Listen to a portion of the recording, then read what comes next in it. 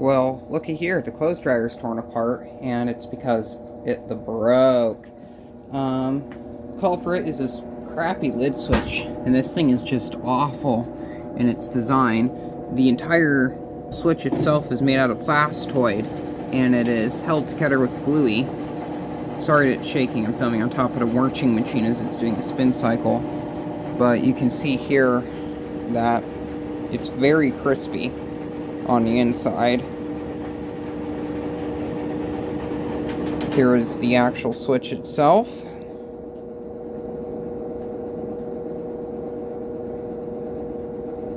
And you can see that contact there is very fried now. Right here, oops, underneath or at the tip of my thumb, this part was on it. And this just goes over and touches the other contact that's right there. But this rested apart and stopped working. This spring has something to do with it. And then there's this plastic lever, and it mounts along here somewhere like this and moves this piece up and down.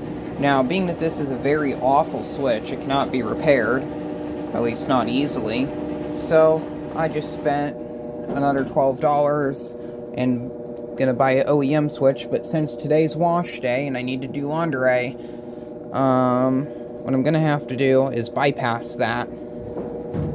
So what I'm just gonna do is I'm gonna take a Moret here and then put it in place of this switch here and keep this dongle on here, so when the new switch gets here I can swap it in. Just like that, our illegal wire trick is done, and all I'm gonna have to do is just connect this right back up to how it was before, which is like so. Now I have no idea what the heck's going on with this connector, but I will say it's a very bad design because it doesn't like to come off. But there's that. I'm just going to kind of tuck this over here. Out of the, well, no, I'm going to drape it underneath the wire that goes back over. I know it is still dusty in here, but I did get a lot of the larger chunks of dirt out. Okay, if I have the connector here, it won't rub against this edge. Now, my biggest complaint with this machine is all these edges here, especially these ones down the door panels. They're not sanded whatsoever. They're all very hard, and I have nicked my skin several times on them. Here's my my fuck you finger and my ringed finger, and both of these hurt quite a bit, and this one is going to be hard to put a band-aid on, but this one, it's more gruesome. I'll be able to put a band-aid on it.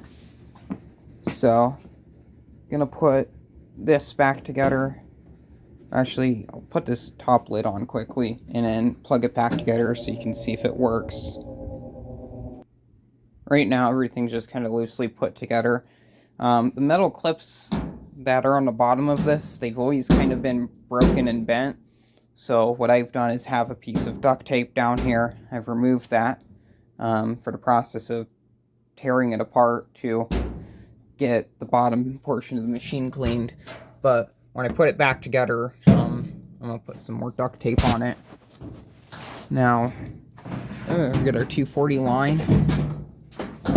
Actually, before I plug this in, I'll show you something. It uses these very awful clips here to hold it into place. There's another one down there. I'll have to go and get that, and you just use some nuts. Bolts that hold that together. But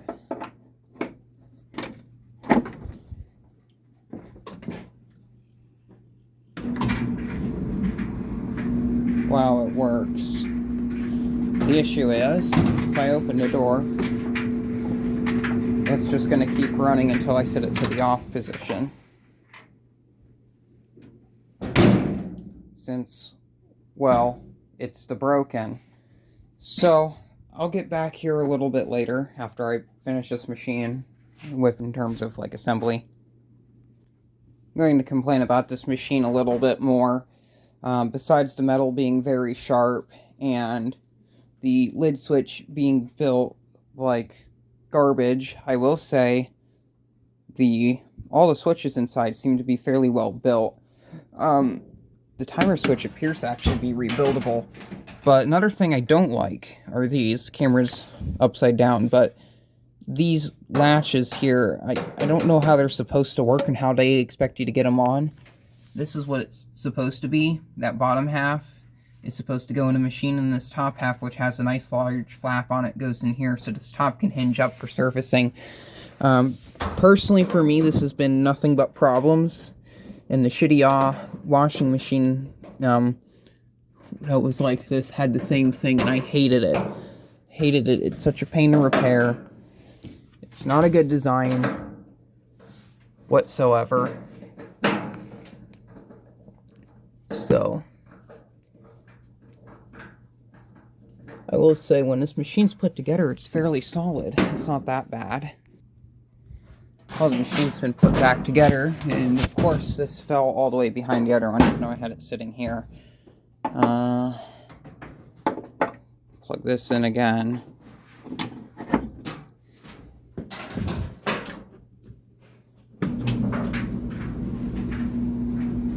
Appears to be the running. Now it's going to smell kind of stinky because there was, I had it apart.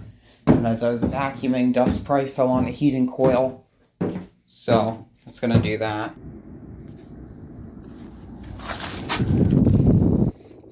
Definitely smells like burning dust.